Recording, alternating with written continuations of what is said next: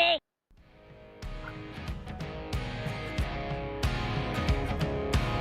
Ladies and gentlemen, get those dollars ready.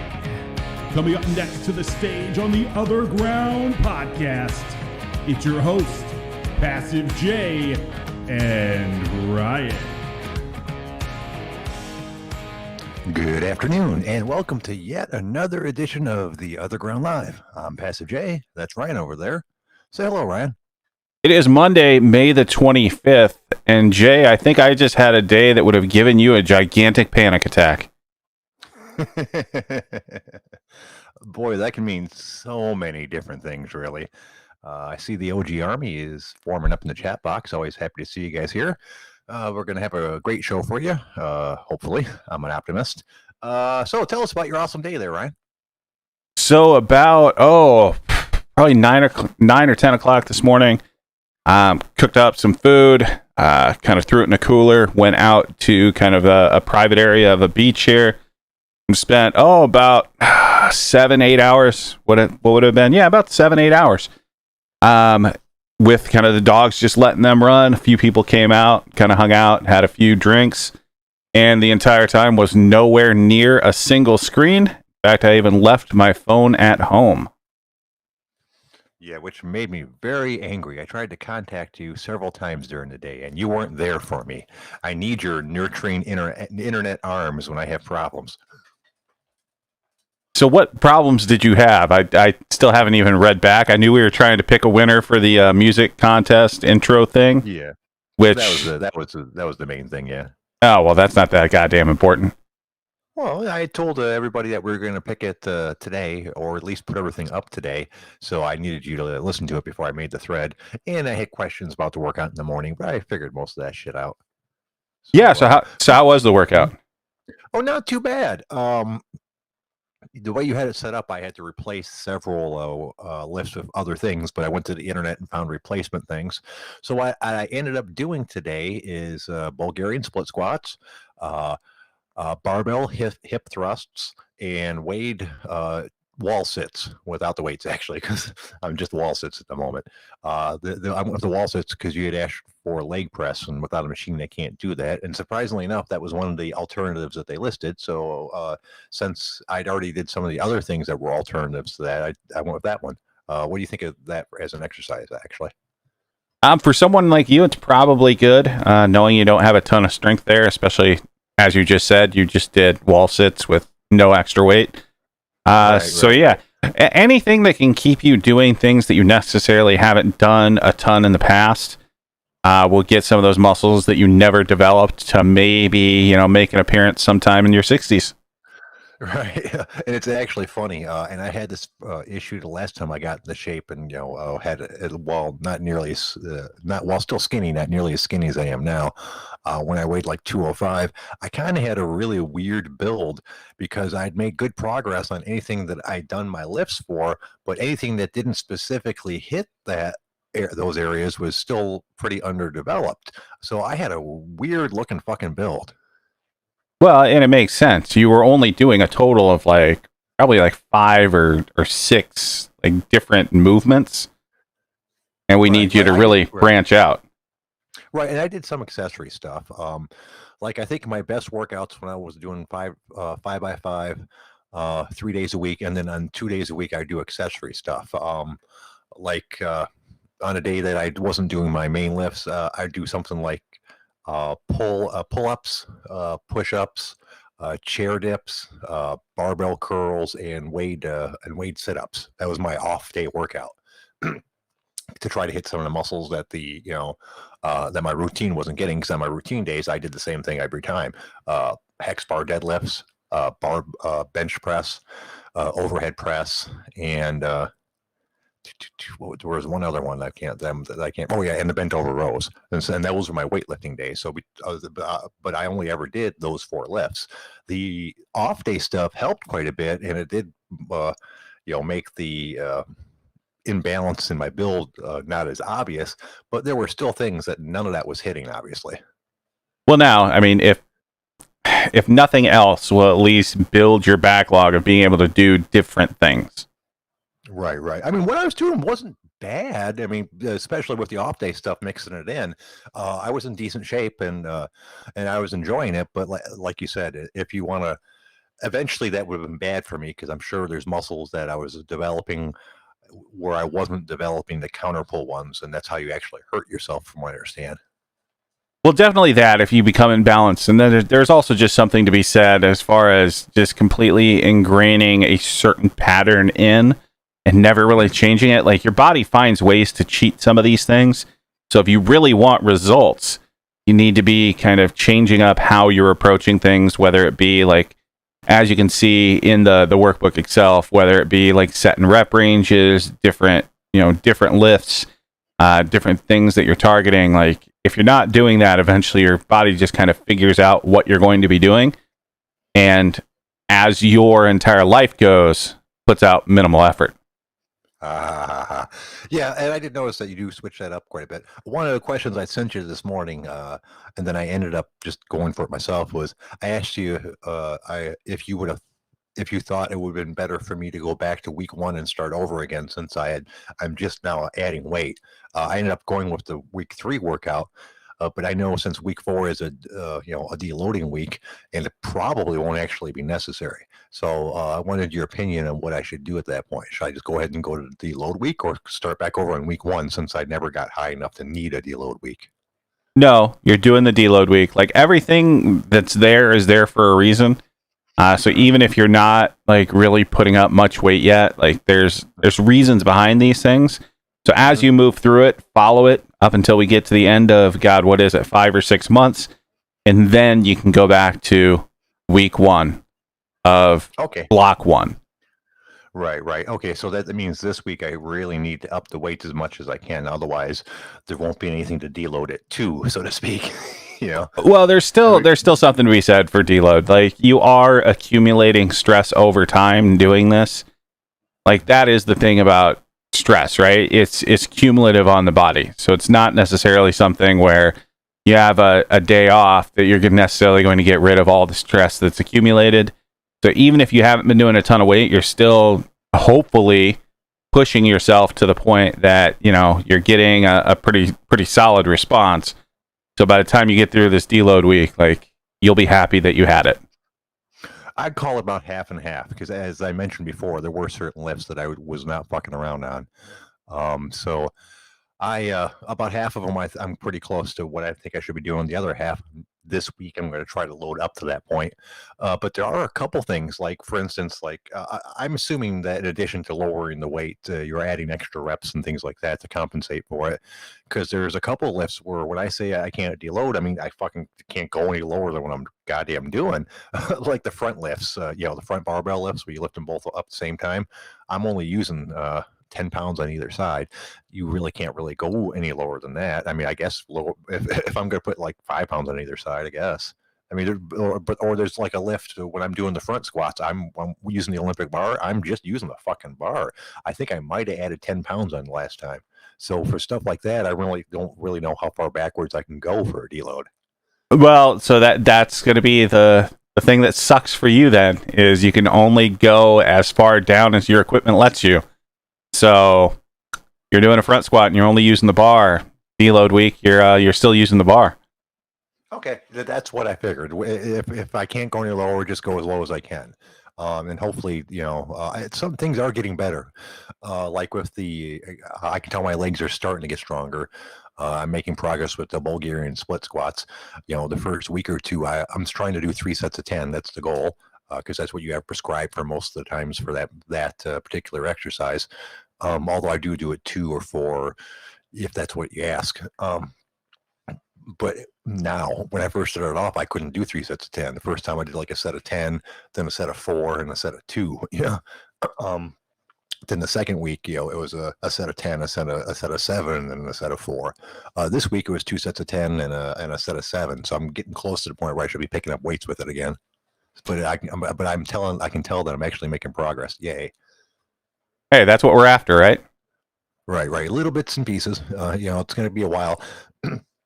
Once again, that's another one of those lifts that kind of depresses me, because while I wasn't super duper strong, at one point I was doing that with holding 50 pounds on each side, 5 sets of 5 with 50 pounds.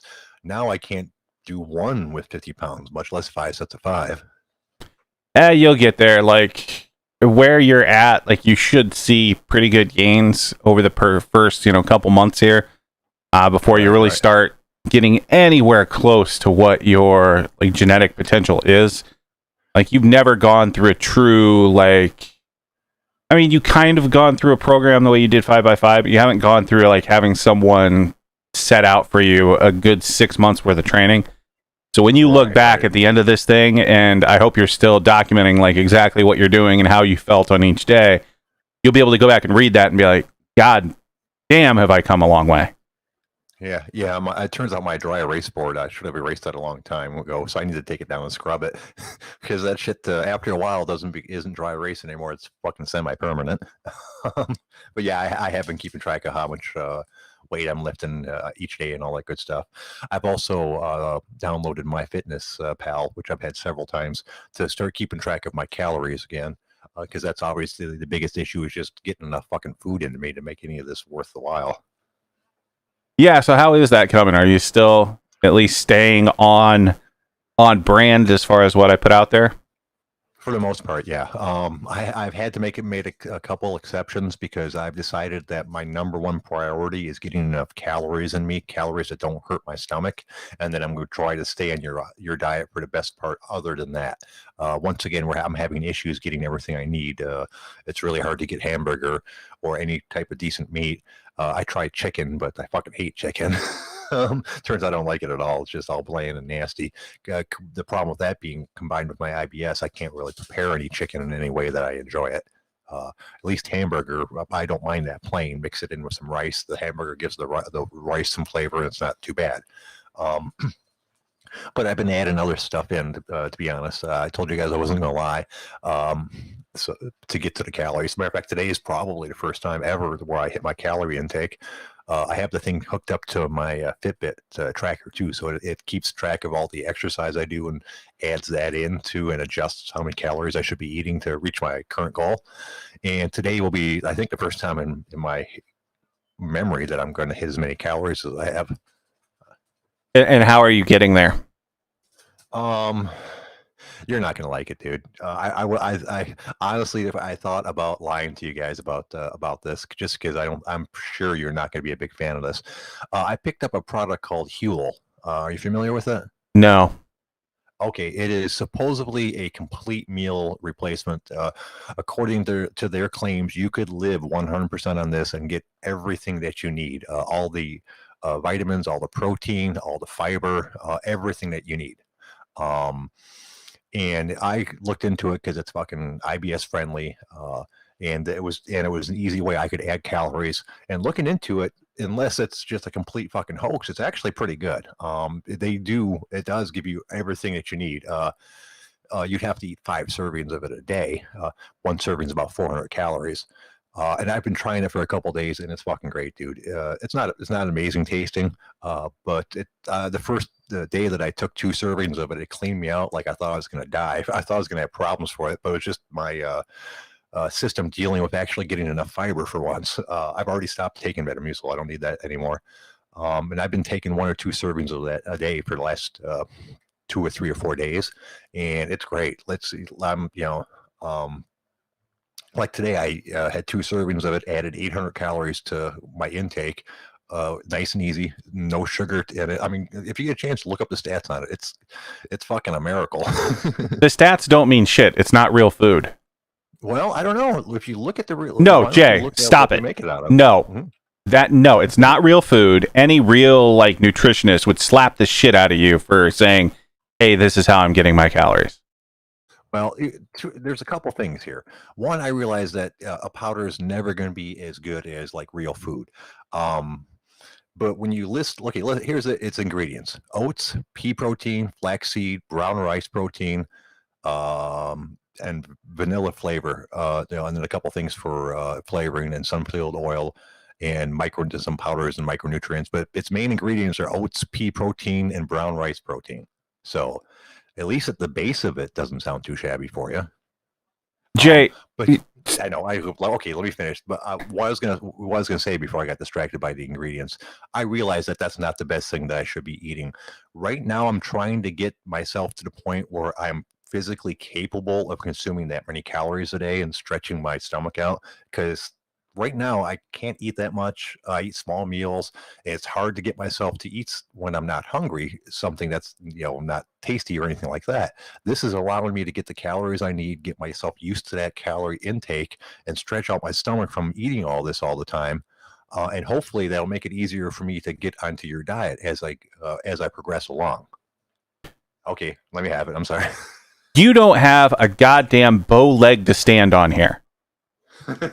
You really don't. Like, you need actual food. You need more calories. Add a little bit of butter or something like that. Like, you can get calories in real food, and you're going to absorb it much better than some bullshit powder.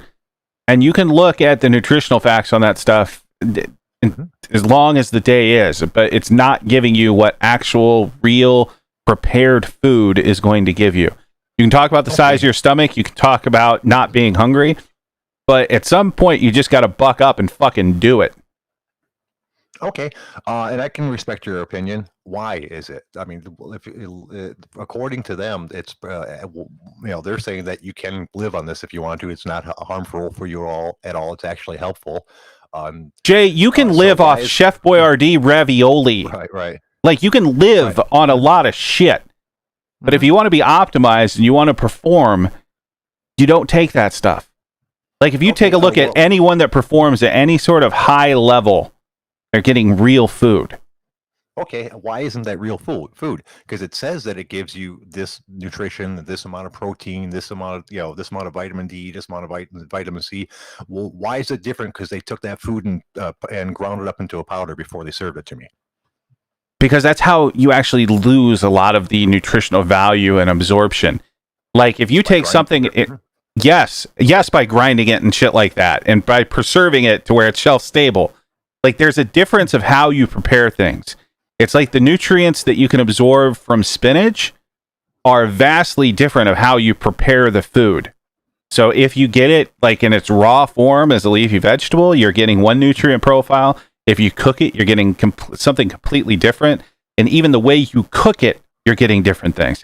Same thing with, say, something like rice. If you prepare rice, right off the bat, you're getting a certain nutrient profile. If you try to reheat rice, you're getting a completely different nutrient profile, and it's not as good for you. Anything that's been ground into a powder and shelf stabilized is not as good as the real thing. Okay, I can understand being ground into a powder and being shelf stabilized would change the nutritional characteristics of it. However, they still have to list those nutritional characteristics, don't they? So if it was lacking something, they would show that it's lacking something. And this claims that if you took, if you took 2,000 calories of it, like a day of just eating Huel, you would get 100% of all these different things.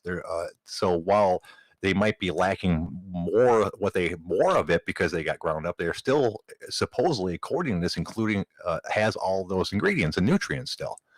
So basically, unless they're lying about what it does, I don't see why it's such a huge deal. I'm not trying to argue with you. You are obviously way more of an expert on this than I am, but I'm just trying to wrap my head around that part, I guess.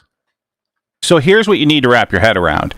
You can take a vitamin that supposedly has 10,000% of a certain mineral, and because of the way your body breaks it down, you're only going to get a small percentage of that. So when you look at nutritional labels, they're measuring what's actually there in whatever you're getting, right? So, like, if you think about it, you can get a nutritional label on a cut of meat.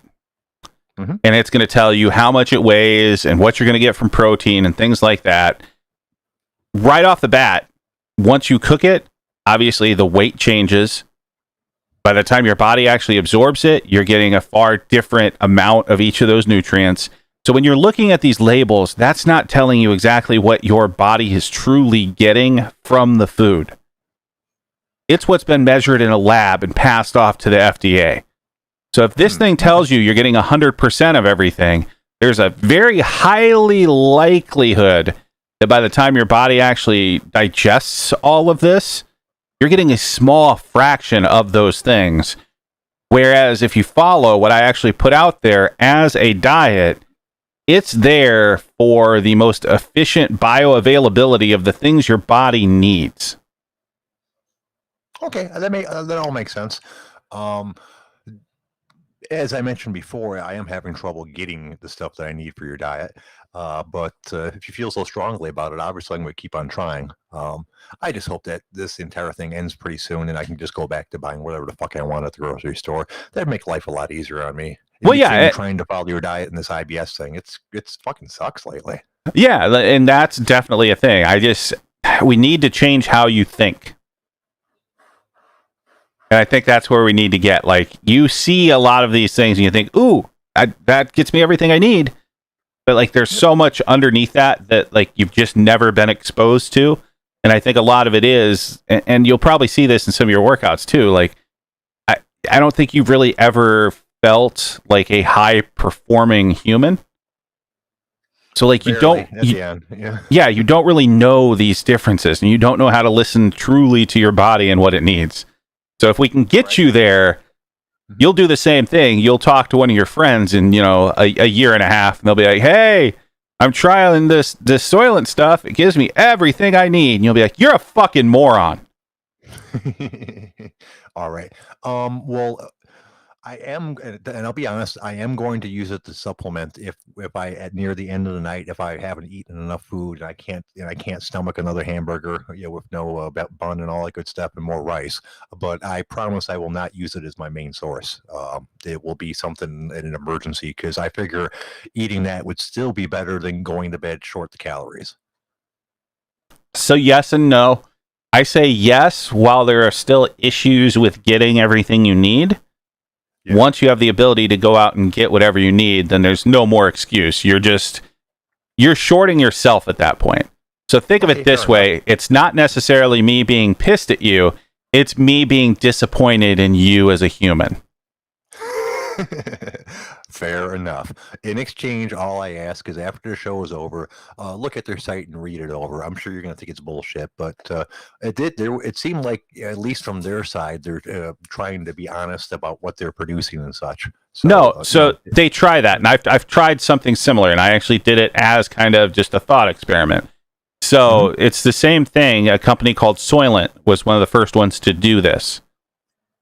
And I got a shipment of their stuff, and I ran it for, I think it was 2.5 weeks, where I only had like their shit, and I tracked my and I tracked my performance, and my performance dropped like a sack of bricks. And supposedly, I was getting just as much calories, and I was actually getting probably even more of a percentage of certain nutrients. But no, my performance completely sank. I felt shittier. I did not sleep as well. And then I went back to real food, and hey, magically I was back to baseline. All right. Excellent. All right. Well, I can understand why you'd have that attitude then. So, like I said, take a look at the website, but I'm sure you're not going to find anything that changes your mind for the most part. Yeah, it's going to say the same thing as the other one did. Like, it's the same market. Like, they're all doing the same thing. From what you read, as far as like the ingredients, it was virtually the same things. Like, right. Basically, it's a the main thing in it is where does it say on there? Basically, fine powdered oats is like 90% of it. It's people. A couple of things in there. Yeah, it's just marketed for people that want to think they're being healthy and want to cheat the system, essentially. And it just doesn't work the same way. Okay, fair enough. Oh, let's see. Let's go ahead and move on. I'm sure people are tired of hearing about my workout and nutrition stuff. Looking at the topics for today, one of the things in the news is people are all pissed off about a pool party in Texas. Have you seen this? I've seen some stuff about people being pissed off at different gatherings, but what's this one? Same thing. Apparently, some sort of nightclub or club. It's at a pool party at a Texas club. Draws ire because it's just your standard thing. What you'd expect: a whole bunch of people packed into the pool, around the pool. No one's wearing face masks. Nobody's social distancing. Basically, it looks like a normal Texas day at the pool. And everyone's lost their minds about it. And I'm at this point kind of indifferent. I realize why people are upset about it, because those guys, if anyone has it, now they all have it, and they're going to go around and spread it to their grandmas.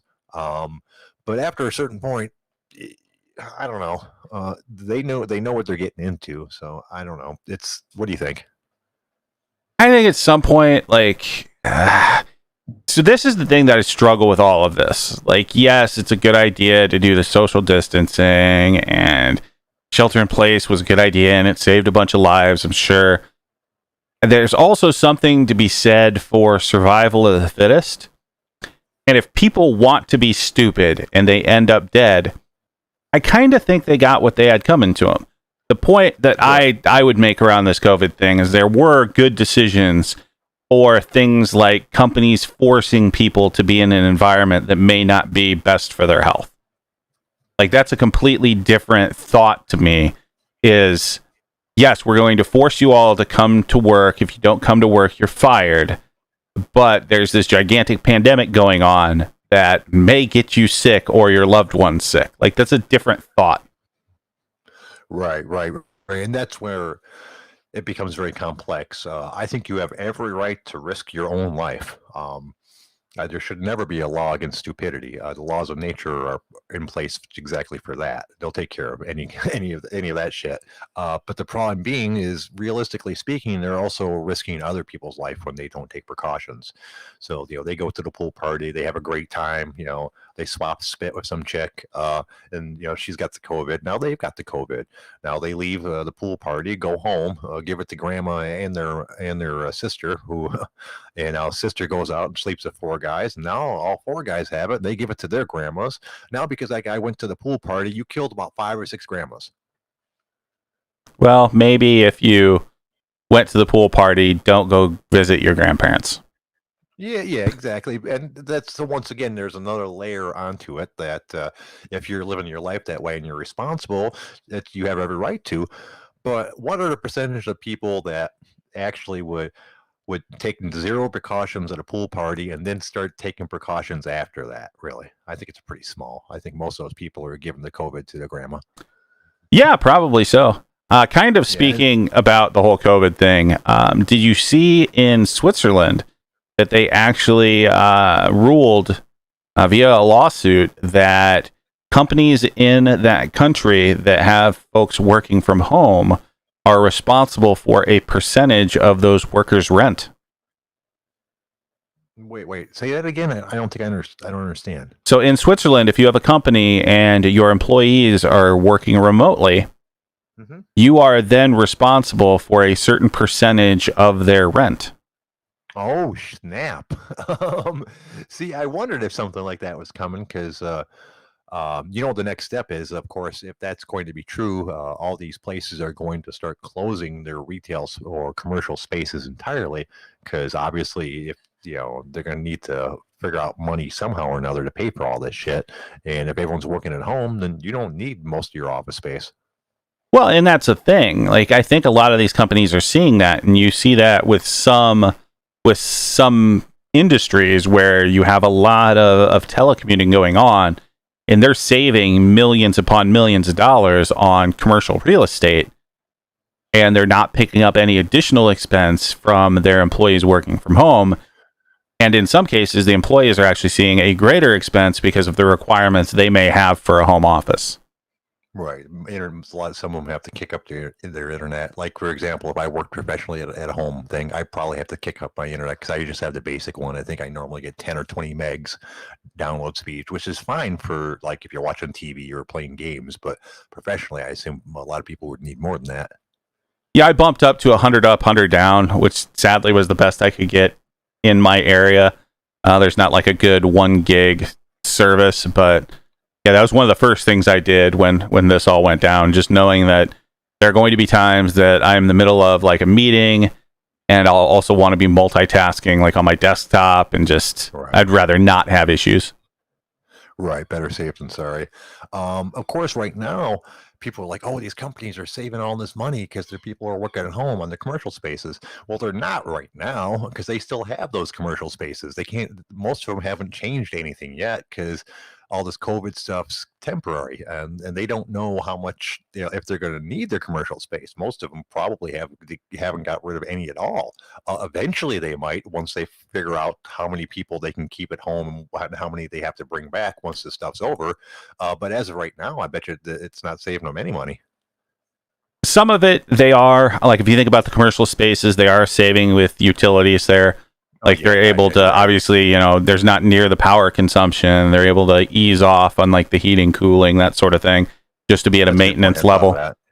So they are, about that. Yeah, they are saving a decent amount. But I can tell you, like, there's going to be a lot of industry that adopts more of a telecommute model from just this being forced upon them. Like my company itself, like we were having this, we had a town hall this past week, and that was one of the questions to kind of some of our senior leadership was like, after this is all said and done and we start getting people back to the office, like, is there a thought that there may be like some of the non-essential folks that could just telecommute, long term? And their answer was like, that's definitely something we're looking at. We had proven that we can, operate in this model and be successful. So why would there not be conversations, long term? Right, exactly. This is a case where technology being forced upon people is a good thing, because obviously this type of technology has been around for years and years and years, and there's always been a certain percentage of people that telecommuted, but management being who they are normally older people. I mean, you don't have a lot of companies with young people in the management system. That's not how it works. That being the case, most of these old people are not as are not as savvy of technology as like the younger folk. So despite the younger folk probably telling management that, hey, we could do all this, virtually and this, that, and the other, it never really sank in for them, and they never really considered it as a realistic thing. Because, it is kind of odd to say, hey, by the way, 70% of your workers don't need to be here. You could tell somebody that you're going to have all of your people work from home, or like a high percentage, and it's hard to believe that you're going to get the same amount of productivity out of them. Of course, as it turns out, you're actually getting more because there's less distractions, there's less co-workers coming into your cubicle and shoot the shit with you for 15 minutes and this, that, and the other.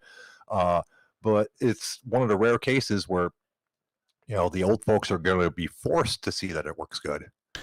Well, some of that's already happening. Like if you see a lot of kind of more professional environments, not but 5-6 years ago, they were very, straight laced as far as, like you're in slacks, you're in a button down shirt, you may or may not be, wearing a tie daily. And people just realize, like, if you have folks that are comfortable, they're better at their job. They're more efficient.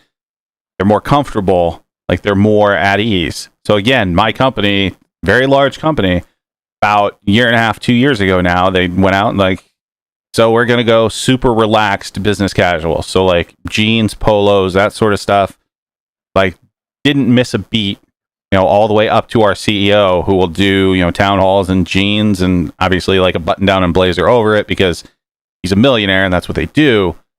But like, there's just there's a gigantic shift in labor around some of these ideas that they just don't make sense anymore. Right, exactly. And obviously where I work, tradition is a very big thing. Even if I never had tattoos or anything like that, I'd still have to wear a suit because that's tradition. If it was a woman that doing my job, she'd have to be dressed up all fancy. Me being a guy, I have to be dressed up all fancy. Like where I work at, like there's a dress code for the members. You have to wear a collared shirt. It can be a polo shirt. It can be some, that's consider what we consider casual. For the longest time, you couldn't wear jeans. They changed that a while back. Then it was you couldn't wear jeans with like frayed ends or like the artistically ripped shit that they had for a while. Couldn't have any of that. And we're actually kind of relaxed compared to some other country clubs, because most country clubs have a no denim rule entirely. Like you can't wear jeans, period. We're pretty relaxed like that. Excuse me, I'm losing my enunciation. You're required to have a polo shirt with a collared or a pullover sweater. Then, of course, for our events that are more fancy, you have to wear like a sports jacket. Then there's formal, where you're required to wear a tie and a jacket. And then there's black tie, where you just have to wear basically a tux. Um, but it's funny how, despite the fact that nobody likes these dress codes, they all enforce them. It's the members club. They could change any of this shit at any time. And there's way more younger members than older members. But because the older members want to keep this tradition on, the younger members basically don't fight them on it, despite the fact that they don't like it. It's a really weird situation. Yeah, I don't necessarily get it. Like, but the thing is these traditionalists, they're just going to die off eventually anyway.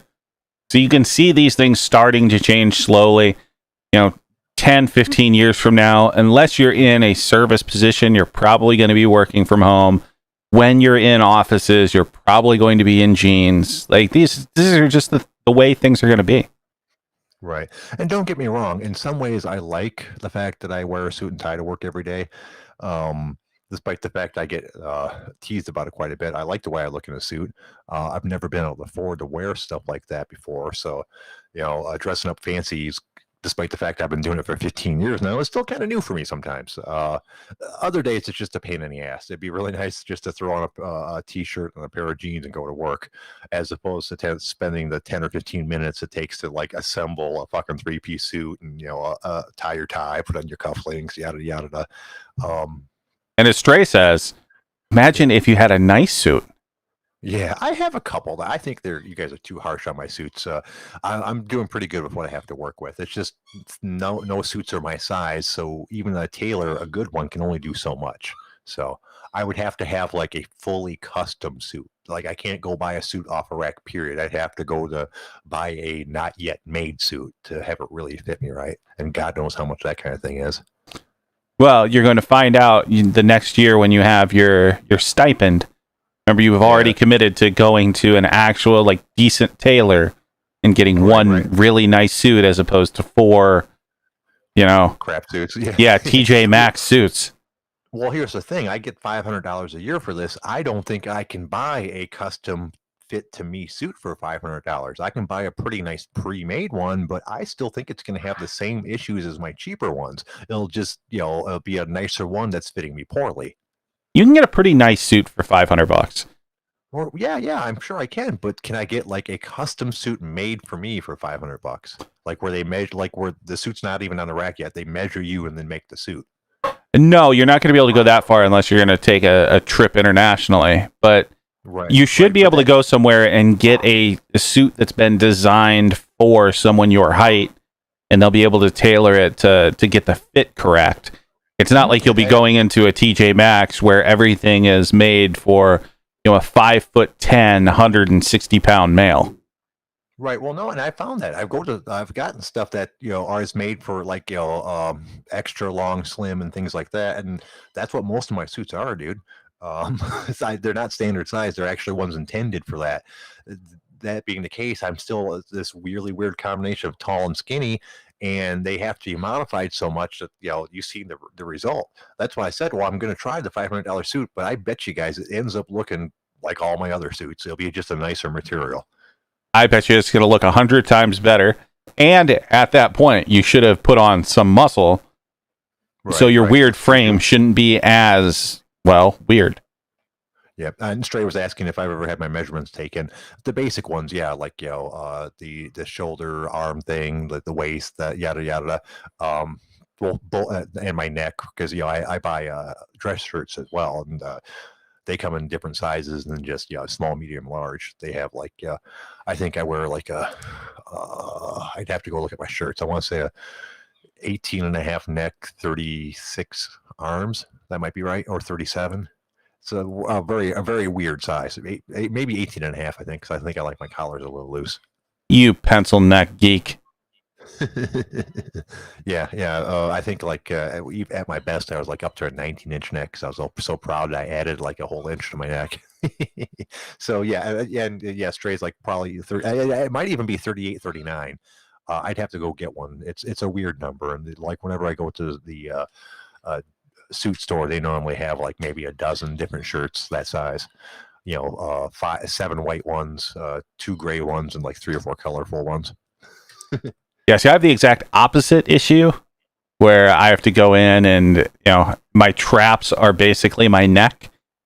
Right. So I have to get a shirt that, was originally made for someone that's like 400 pounds to get around my fat neck. Right. Yeah, and Stray's once again giving me crap about my colorful dress shirts. I know people don't like them for the most part, but I get compliments on them at work. You have to remember, I wear a suit every single day, 5 days a week, 6 days a week in the summer, and white gets boring as fuck. Same old black suit, gray suit, or blue suit, or a tan suit. Those are the 4 colors I normally have: black, gray, blue, tan. And then white shirt, white shirt, white shirt, white shirt. After a while, I like to change it up with other shit. So yeah, a blue shirt might look weird, or I have a couple light lavender, purple suits. Shirts. I don't have a lavender suit. That'd be fucking awesome.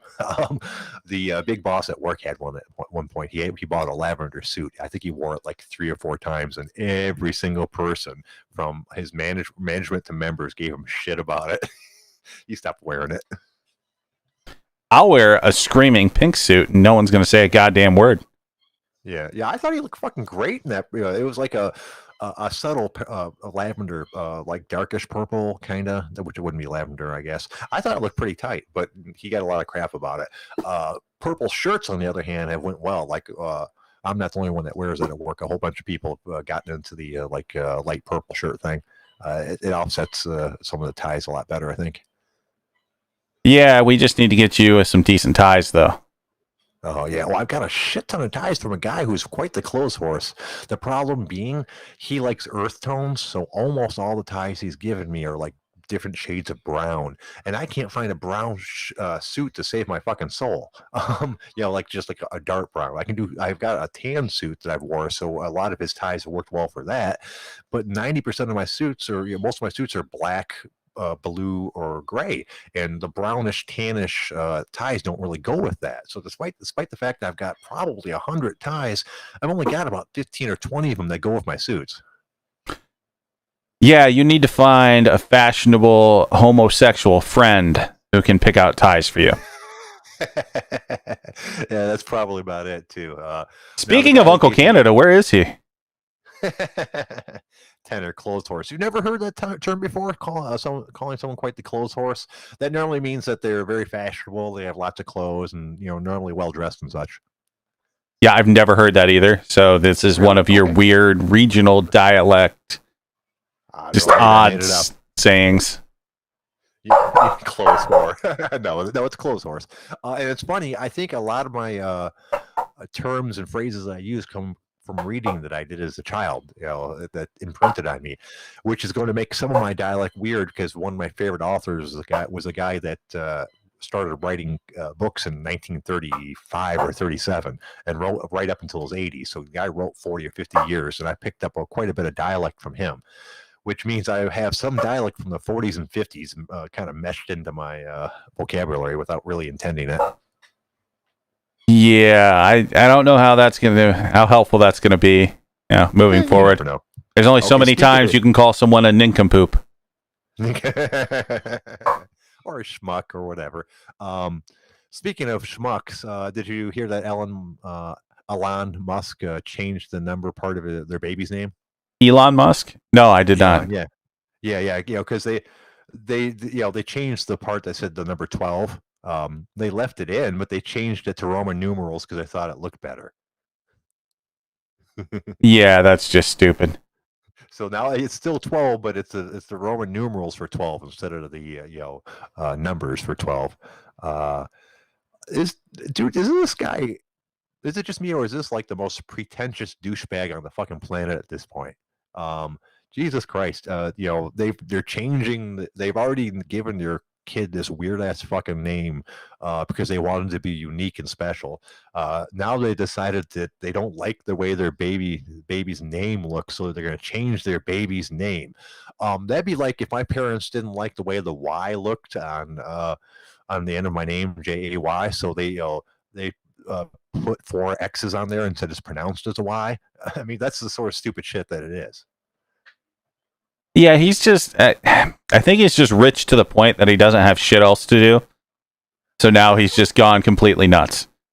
Yeah, I think it is. I don't think he's a horrible guy, so I feel kind of bad calling him douchey, but he's doing some douchey ass things. Like his entire, I'm not going to own any houses, so he put, any material things, so he put all of his houses up for sale. That doesn't necessarily mean he's actually going to sell any of them. Or like that entire thing he did where he thought the stock price was too high, so he posted it. He thought his own stock was too high. And while I don't know enough about business or stocks or anything to be able to make this accusation stick, to me that feels like he's manipulating the stock for some reason. Like it benefits him if the stock's not as high at that point. Obviously, I can't speak on that, but that's the type of thing that it feels like. I think he's just an eccentric billionaire at this point. I mean, the guy figured out how to cheaply, send rockets into space. Like, he's got that mad genius thing going on. Oh, that's the only reason I don't hate the dude, because he supports space travel, and I think that's something that's important and that we really should be behind. And it's really kind of embarrassing that us as a country have given up on it as a government sort of thing, and it's reached a point where private industry is taking over. I'm glad they are, but it's a fucking embarrassment. This is one of the things I feel pretty strongly about, so give me a second here. We 100% sure, for 100%, need to be able to leave our fucking planet. It's not an if, it's a when. Eventually, this planet is going to be uninhabitable, whether we do it ourselves or the far more likely thing, we get hit by a fucking meteor and get wiped out. When that happens, we need to be on other planets as well. Otherwise, there won't be a fucking human race. All this, bullshit about little things here, little things there, that is the 100% the most important thing we as a race should be working on, is space travel. I know it sounds like a weird tangent to go on, but I feel pretty strongly about it. What are you talking about? You have to thank Donald Trump. We created a space force. Yeah. Defending us against non-existent threats from space is not really what I had in mind when I said that we need to advance our space technology. However, if it does advance space technology, I'm all for it, because it needs to get done. I mean, history has shown us that every once in a while we get fucking hit with asteroids and meteors. It's going to happen again, just like that entire California earthquake thing. It's not a matter of if, it's a matter of when. And it probably won't be during our lifetimes. It probably won't be during our kids' lifetimes or their kids' lifetimes, but it's going to happen, and it behooves us as a race to prepare for it. There's so many other reasons for space travel, like there's just money hanging out in the sky waiting for us to go out and get it. So there's tons of other reasons to advance space travel and go to other planets and the asteroids and things like that. But when it comes down to the base of it, we want to survive as a race. So we need to move around and spread out. Fair enough. Sorry. So going, dude. Well, and I was just catching up with the chat. Did you want to talk about the poi poi thing that's going on? Yeah. Okay. Let's talk about that. So let's start it here before you even give the background. Okay. So do you think he's having a meltdown and wants to be banned, or he was hacked? One or two? I think he was hacked. That's my opinion. He's been complaining about, for those that are unaware, on the forum, there's a guy that lives in China. He was pretty well received and well respected for years, because he gave us interesting stories about China. And even when the COVID thing started, people were still pretty much, hey, be careful, be safe over there, yada, yada, right up to the point where he posted a thread saying how happy he was that he lived in China. And people were like, why would you say that? I mean, you with all the problems they're having. And he could have just went ahead and said all the things that he liked about China. Instead, he started defending all the shitty things that everyone said about China, which turned the forum against him pretty quickly, because he was saying some dumb shit. Now, that being the case, the last week or so, he's been making threads complaining about hackers. I never really clicked on him, but he's been pretty vocal about it for the last week or so. So when I saw him posting dick pics all over the OG, my first thought was he's probably been hacked. If he hasn't been hacked, then he's being very dedicated to his troll shtick. One of the two. Yeah, I'm assuming he was probably hacked. Like, if you want to get banned, it's pretty goddamn easy. Like, you could just say, "Hey, ban me." Someone will take care of that. Right. Most people, if they've decided they've had enough of the forum and they're going to storm off and not be, take their ball and go home with it, they just do so. They don't post hilarious dick pics all over the OG. That's obviously somebody else fucking with them. Well, yeah, it's got to be something. And this one personally has impact for me because I did not okay anyone using my pictures that way. Yeah, of course he had to use large African American penis for all the shots that I saw. An impressive one too. Although I've heard that one of the myths about why black people are so large is, for the most part, they're showers, not growers. Obviously, there are some big dick black guys out there, but from what I understand, the reason that they get that reputation is because they look so large when they're in the locker room, when they're not excited about anything, and they don't actually get much bigger when they get an erection. Yeah, I don't really think this is a topic that we're going to delve very deep into. Despite for the fact that I'm sure you would like to go super deep with this topic. Yeah, the chat box is going, abort. Okay, we'll move on. I'll be really glad on a completely different subject when I get that microphone that you're sending me, and I'll have to talk about what I'm giving you for that. Because this one, despite the fact that it sounds just fine, the internal headset keeps on going up and down, in and out. So I'll be in the middle of talking with you, and all of a sudden my voice will get super loud in my ear or super quiet in my ear, and it's really fucking with me more than I thought it would. Uh-oh, the voices inside Jay's head are getting stronger. Well, shit. Hey, look at that, dude. We got about 10 minutes left. I have one or two things to cover. Do you have any topics you want to get into before we get out of here? So actually, interestingly enough, so after I packed up that microphone and interface to send to you, I, randomly got the impulse buy idea to buy myself an extra microphone. So I will have a new one coming in as well. I probably won't use it. I may switch it in and out here and there for the podcast just to see kind of what the difference is and how well each responds to my voice. But I figured, hey, I should probably have a backup at all times. Right. Yeah, that's a good point. Yeah, because obviously I'll have a couple backups if I ever have any problems. And I'll be interested in that because eventually, as we mentioned, I want to upgrade from the wonderful gift that you're giving me to a better microphone, and you having two different ones will give me different options on which ones I can buy for myself. Yeah, so I actually went really close to the same one I'm sending you. So I'm sending you the NT1A, and I bought their refresh of that microphone, which is just called the NT1. Oh, okay, that's good to know. So if you do a lot of research, and I kind of went down this rabbit hole. Actually, I think it was yesterday. Yeah, it was yesterday that I ordered the damn thing. Went through the rabbit hole to things that respond best to voice, and then if you're going to do music, more of kind of a hip hop thing. And over time, if you're not going to be spending, $800 to $1,000 on a microphone, the Rode NT1 and NT1A are still probably the best thing that you're going to find. And it seems the NT1 has a little bit warmer of a profile than the NT1A. So I just decided, hey, it's kind of the refresh of it, so why not give it a shot? Oh, there you go. Excellent.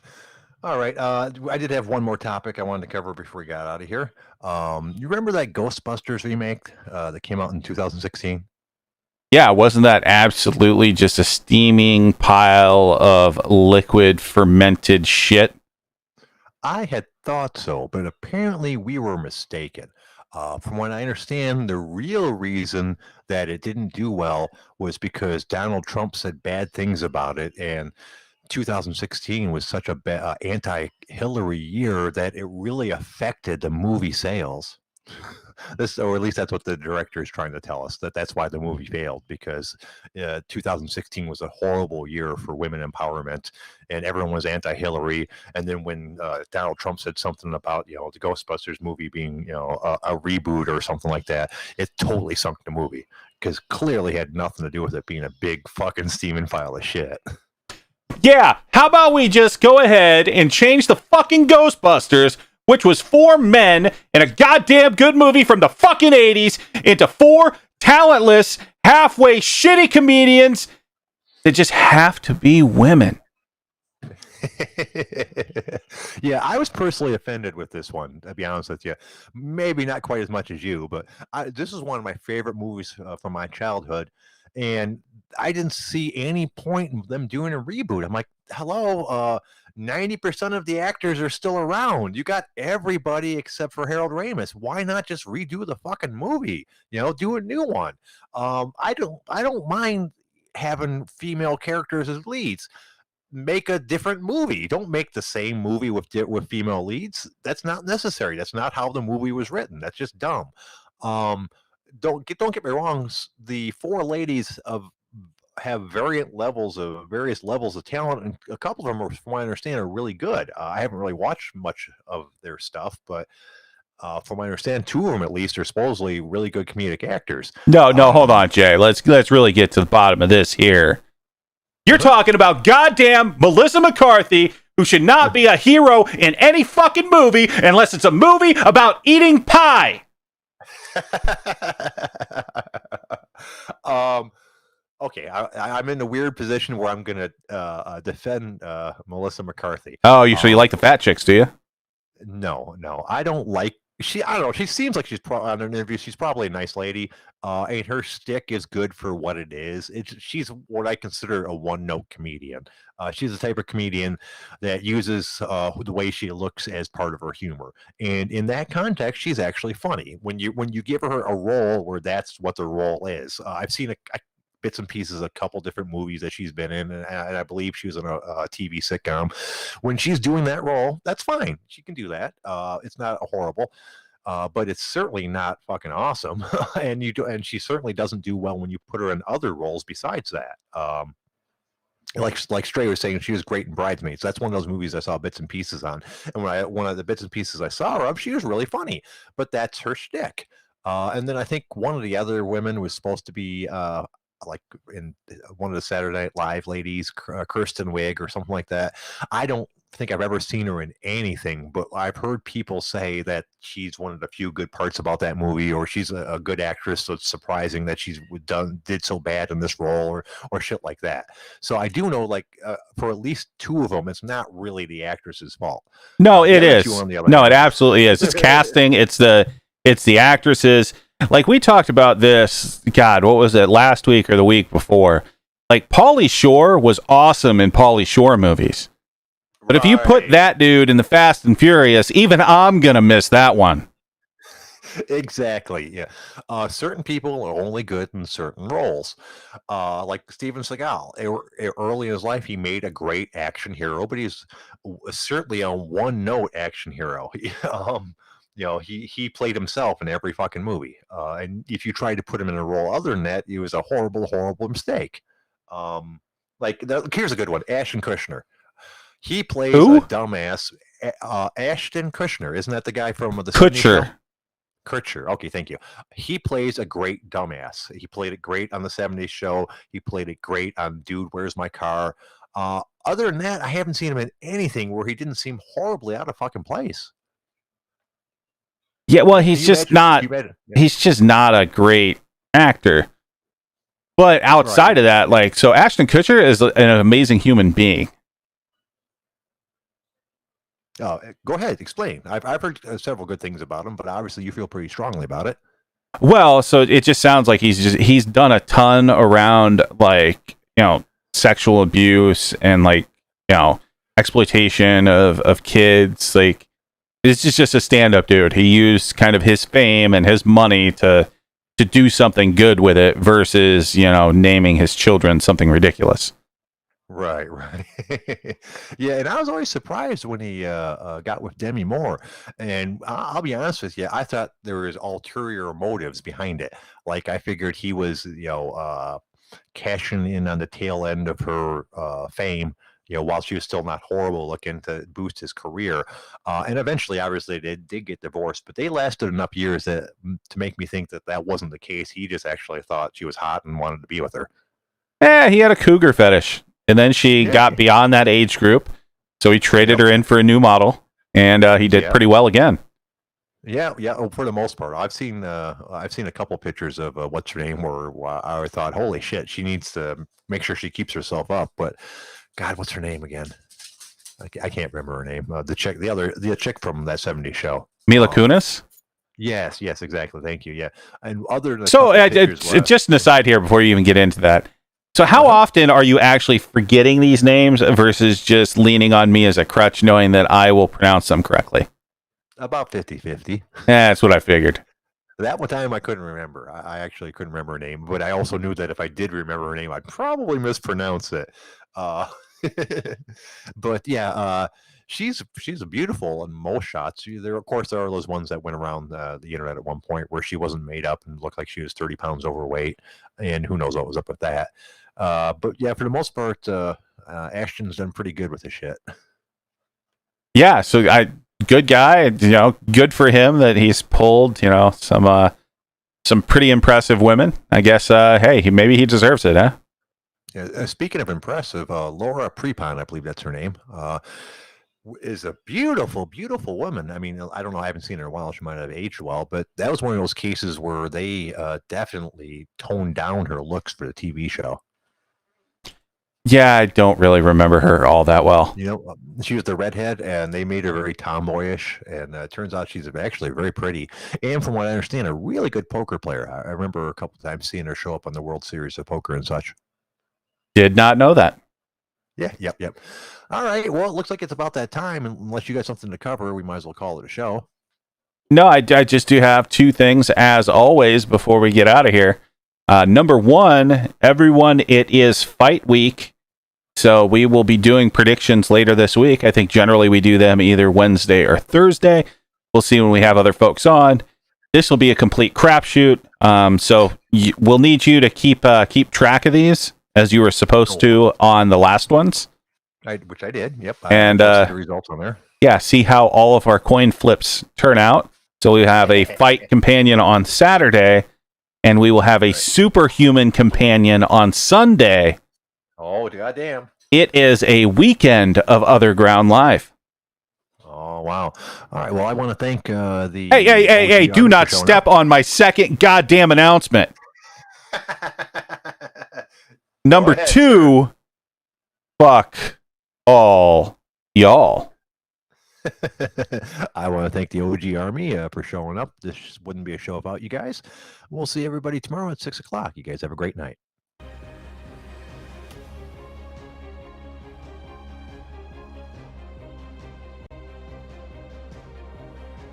Screw you, hippie!